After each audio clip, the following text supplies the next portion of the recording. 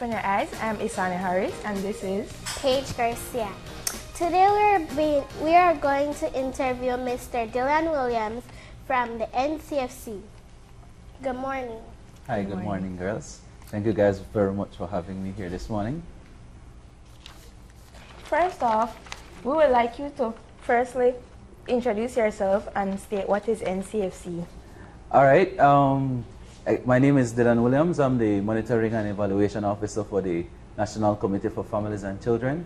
The NCFC basically is the lead agency that works on behalf of children in Belize. No, it's a makeup of the different government, civil society organizations. For example, the Ministry of Education, the Ministry of Health.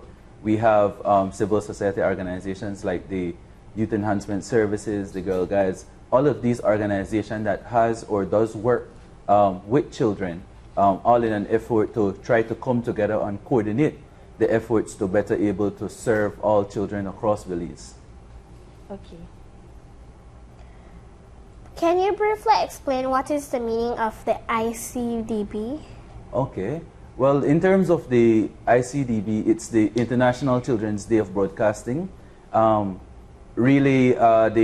It's a UNICEF, or started off as a UNICEF celebrated day whereby they try to encourage programming for children, try to encourage countries in terms of the media houses to do at least about 2.5 hours a day in terms of programming for children, and try to ensure that as it relates to children and their participation or getting their voices heard, they could use the media as a space to do that, no? And what you guys are doing right now is a perfect example of that. Having young hosts building their personality through the media in terms of the different youth advocacy groups and children advocacy groups.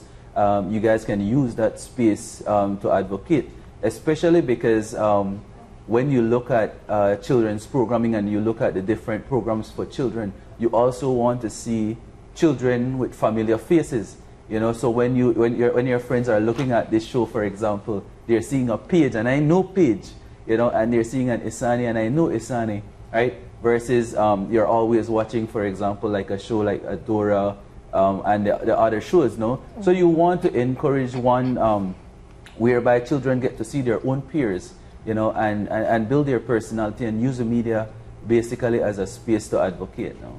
Okay. How long have this initiative been around? Oof. It's been around, more so about 10 to 15 years. And it actually, in terms of the International Celebrated Day in 2011, UNICEF decided to, in terms of a worldwide use of the day, in terms of an awareness day, to basically put not continue in terms of their own celebration of it, but encouraged countries to continue it. And so since 2011, countries have determined their own teams, and for example, the team this year is planning for children. And so the NCFC really sees it fit to continue, because if we can see there's still not the level of programming for children as needs to be, you know. And so through for example, the Kidorama program, the Informed Teen Reporters program, those kind of program, we're trying to demonstrate what exactly is needed of media houses, and try to also partner with media houses, small and large, across the country, so that they can do that, no? And so media houses have done it. You know, it's really the part of other partners and players to really encourage children and young people to want to be a part of these shows. And especially, I know you guys know of, for example, the youth show that BFLE has. That's another good example in terms of young people using that type of media space to advocate. Okay. What is the reason for this year's theme, Planning for Children? Well, that's a really, really good question, because the Planning for Children, and when we try to plan for children, you ask the question, what have we done? How are we doing it? Are children involved in that type of planning? And it's more so important because when we we have the NCFC has the National Plan of Action for Children and Adolescents, and that plan basically spans from 2004 to 2015. And so really we're at the end point of that initial plan.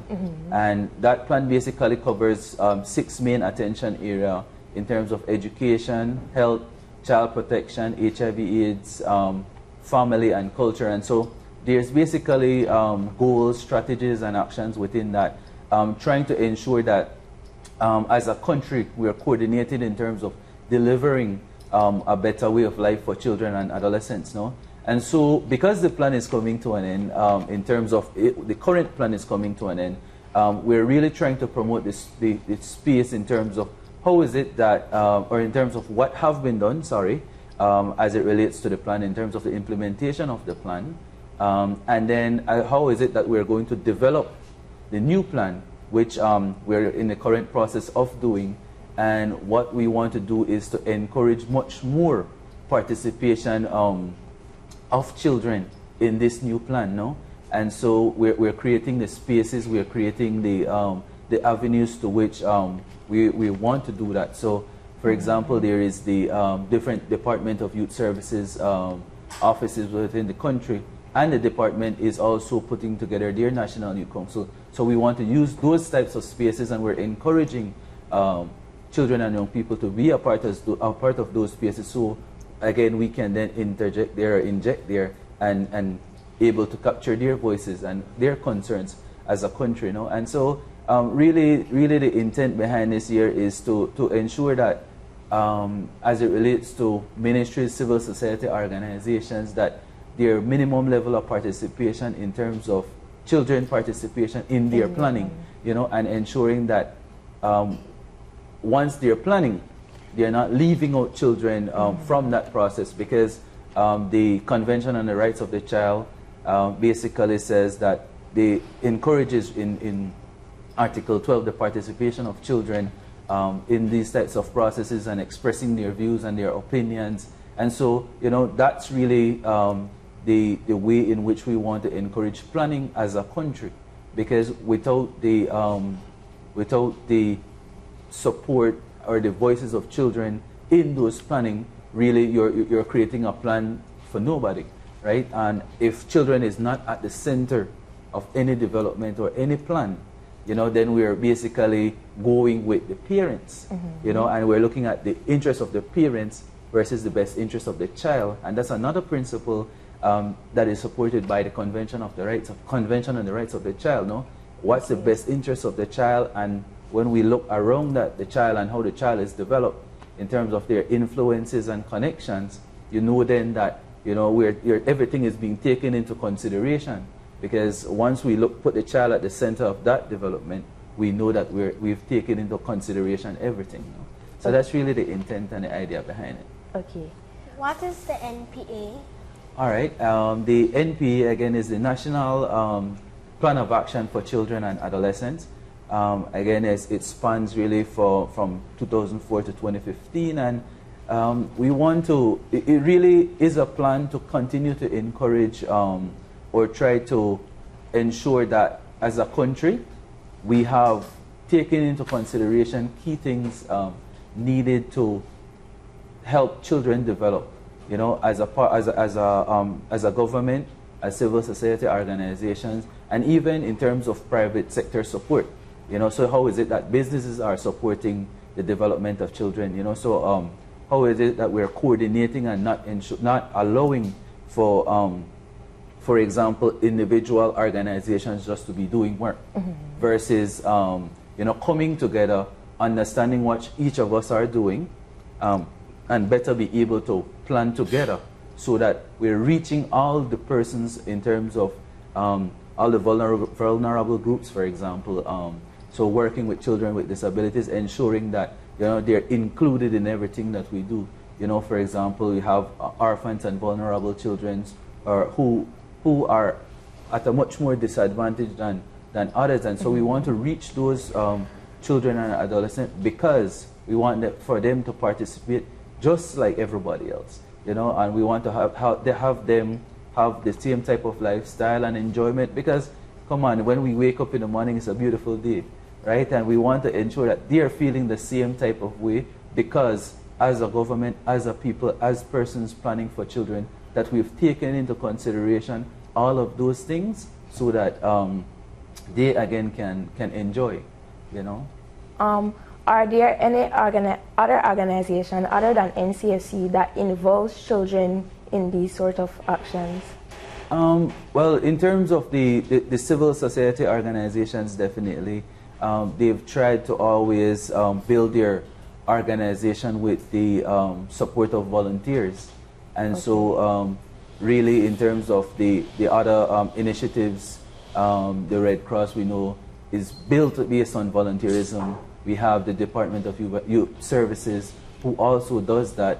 And I know that in terms of new work that's on the way, we're trying to encourage that these ministries and organizations have, you know, minimum participation at least of young people and children to help to advocate for their own each individual causes, no? So really that's one of the things. It's not as the way how we would want it yet, and we're really moving towards ensuring that there's that shared type of participation in terms of both adult and young people working together, you know, versus it's adult plan and having just young people do it. But when it comes to having and encouraging young people from the design phase, you know, okay, what do we need to do? How is it that young people themselves are in those spaces where you know, planning is actually happening, implementing is happening, and evaluating, and then all of us just basically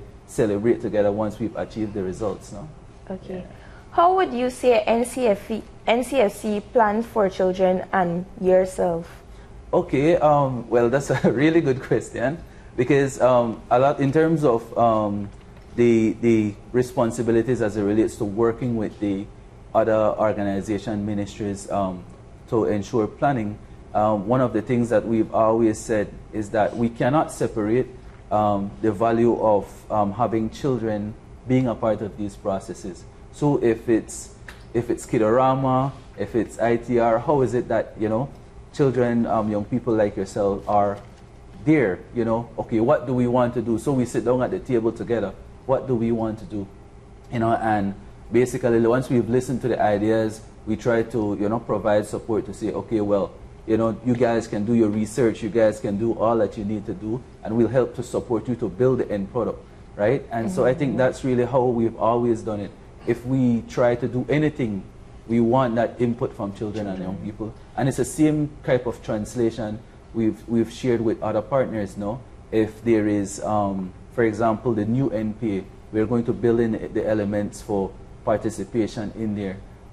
We've tried to also, for example, the work as we're working with the Department of Youth Service in terms of the National Youth Council, how is it that young people have, well, really young people have supported that process as facilitators, as peer facilitators to ensure that the goals, targets, and objectives within the national youth policies were all driven by young people, and it's that type of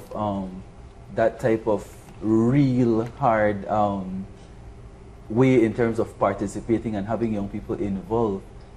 We want to continue to encourage. So as future plans are being developed, you know, young people can be facilitators, because, you know, we add the spice to the planning. We add, you know, the energy to the planning, because that's naturally how we are. And I'm still saying we, or if you notice, right? Because I still feel young. And I'm not going to stop feeling young, right? And so really, we really encourage that, because, you know, we're technologically savvy.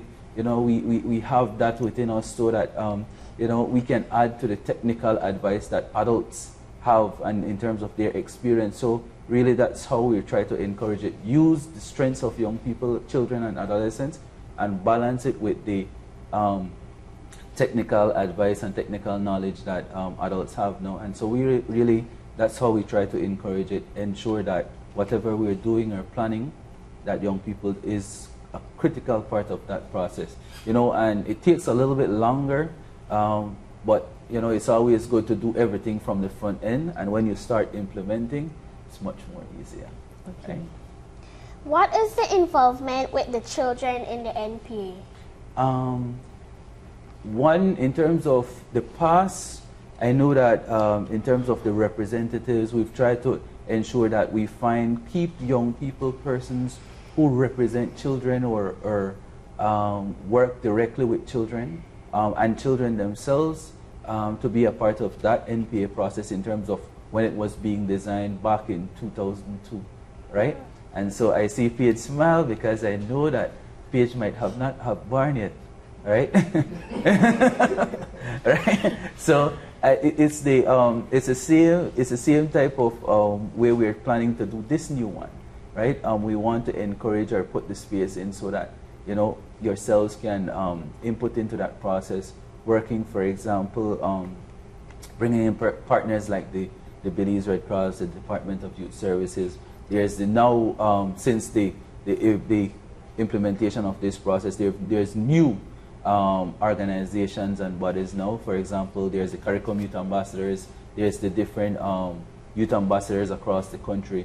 And so we want to work with, because they're also partners, right? And we want to work with these types of stakeholders to influence and inject their knowledge, experience, their concerns and ideas based on the work that they have done with young people individually, And so what we want to do is to pull all of those, persons together and really see how best we can balance what the overall design strategies, goals in the new NPA will be. And so we will do that type of consultation. Currently, if I could just add, we're doing an evaluation of the NPA, right? Basically, so what we want to do is to evaluate the NPA, find out what was good, what need to be worked on, what are some good lessons that was learned from the past NPA, and in terms of how have we basically structured ourselves since the design of the first NPA in terms of data systems and different types of things like that. And so we want to use some of those same good things from the past NPA in this new one. And I think we're definitely at a better position for this new one because we know how to react to certain things in terms of having these types of long-term plans for children. And I think as a country, as one of the few countries really with this type of long-term plan for children, and so we want to continue to ensure that children is a part of this process, but also utilizing the lessons of having and ensuring children be a part of this process. So with the new NPA, when is that starting? Well, this current NPA finishes December 31st, if there's a 31st in December. And really it starts the 1st of January 2016, and it runs again through to December 31st, if there's a 31st, 2030. Okay. Right? So it really is another 15-year, long-term 15-year plan for children, and the hope is that we want to ensure that whatever these goals, targets, and indicators become, it's driven by children the same type of way. Okay. Do you think it is important for children to be involved in these sort of things? Well, I think definitely, and I think the question, as you bring it out, to really harp that point up, as any organization, and I should say at any organization, we should try to encourage and ensure that children are a part of these processes. Because, like yourself, you guys have your own experience, and it's only so that we can basically help to build yourselves as young people now, help to bring you up to the point of experience, and that technical savviness, because so that's really how we want to ensure enhance young people by having them a part of this process, because children participation is critical, right? And so really, if you guys are not involved from now, you're not able to build your leadership capacities, you're not able to build all of those character traits that you need, to when you're, for example, when you're in high school, when you're in sixth form. You know, with these types of traits, you're able to better perform because you hold a different level of perspective than your peers. No, so if we could have all young, imagine if we could have all young people, you know, at that level where they could come and host the Open Your Eyes show, where they could go and take leadership in terms of projects, in terms of implementing projects or designing projects. Definitely, we're going to be at a position as a society that's much more stronger, you know, that's better positioned to be able to reach out to everybody. Okay. Thank you for watching Open Your Eyes. We'll be back with a break.